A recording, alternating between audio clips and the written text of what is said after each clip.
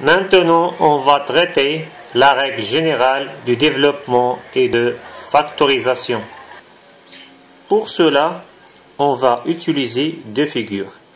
La première figure représente un grand rectangle composé de deux petits rectangles.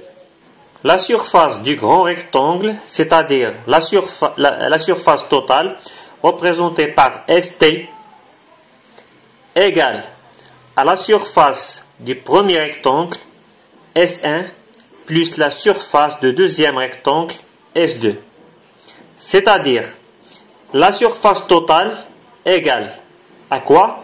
Égale à A fois B plus C. S1 égale à A fois B. S2 égale à A fois C. Donc, puisque la surface totale égale à S1 plus S2, alors A fois B plus C égale à A fois B plus A fois C. Donc, A B plus C égale à AB plus AC. Passons maintenant au deuxième rectangle. C'est un grand rectangle de largeur A et de longueur B, composé de deux petits rectangles. Le premier de longueur A et de largeur C, pendant que le deuxième de longueur A et de largeur B moins C. Alors, la surface totale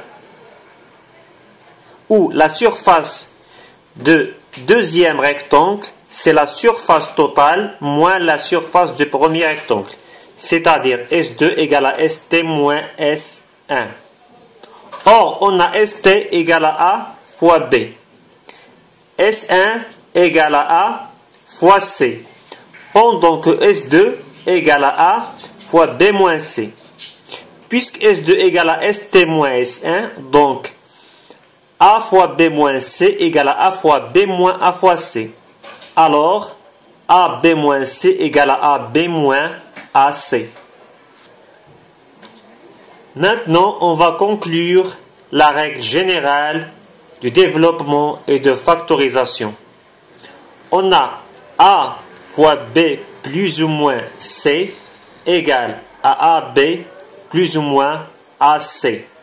C'est-à-dire A fois B plus C égale à AB plus AC et A fois B moins C égale à AB moins AC. Alors, lorsqu'on passe de ce côté à ce côté, c'est-à-dire on compose un produit en une somme, on fait le développement.